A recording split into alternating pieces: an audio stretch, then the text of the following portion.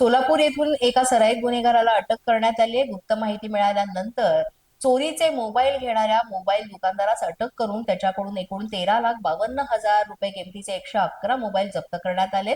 यापुढचा जो तपास आहे तो संबंधित जो दुकानदार आहे त्याला अटक करून चौकशी करण्यात येते।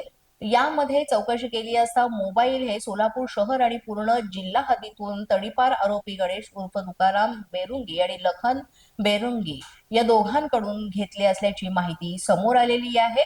या दोघांनाही साधारण डिसेंबर 2025 मध्ये तडीपार करण्यात आलं होतं आणि या गुन्ह्यामध्ये या दोघांना सुद्धा जो शोध होता तो पोलीस घेत होते आणि अखेर दोघांना अटक करण्यात आलेली आहे आणि त्यांचा पुढील तपास आता सुरू आहे।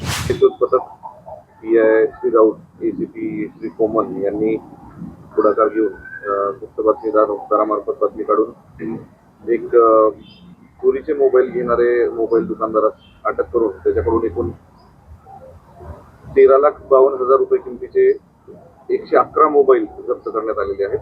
यामध्ये पुढील तपास संबंधित दुकानदारास अटक करून याच्यामध्ये त्याच्याकडे चौकशी केली असता सदरचे मोबाईल हे आपल्या सोलापूर शहर आणि पूर्ण जिल्हा हद्दीतून तडीपार आरोपी गणेश उर्फ अप्पा तुकाराम बैरुंगी आणि लखन तुकाराम बैरुंगी या दोघांकडून घेतली असल्याची माहिती आहे।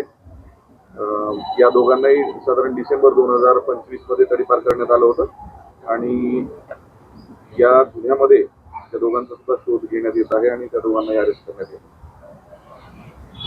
आहे। फारुख मोहम्मद अली पठाण जो आहे काय काम करतो म्हणजे रेकॉर्ड आरोपी आहे का नाही, फारुख मोहम्मद अली पठाण हा जो प्रमुख आरोपी आपण आज अटक केलेला आहे हा एक मोबाईल शॉपी चालवतो आणि हे चोरलेले मोबाईल हा संबंधित चोरांकडून विकत घ्यायचा आणि तो परस्पर विक्री करायचा आणि या सर्व चोरींमध्ये हा सुद्धा तेवढाच सहभागी असल्याचं दिसून आल्यावरून याला अटक करण्यात आली आहे। पूर्वीचा काय रेकॉर्ड याचा पूर्वीच्या रेकॉर्डची माहिती आपण घेत आहोत। बाकी दोन आरोपींचा बऱ्यापैकी पूर्वीचा रेकॉर्ड आहे आणि सध्या ते तडीपार पण आहे। न्यूजच्या बातमीपत्रात आज इतकंच। तुम्हाला आमचं बातमीपत्र कसं वाटतंय याबाबत अवश्य अभिप्राय कळवा। यासाठी पोलीस माझा न्यूजचं युट्यूब चॅनल सबस्क्राईब करा, तसंच आमचं फेसबुक, इंस्टाग्राम आणि ट्विटर अकाउंट फॉलो करा। अधिक माहितीसाठी आमच्या www.policemazanews.com या वेबसाईटला भेट द्या।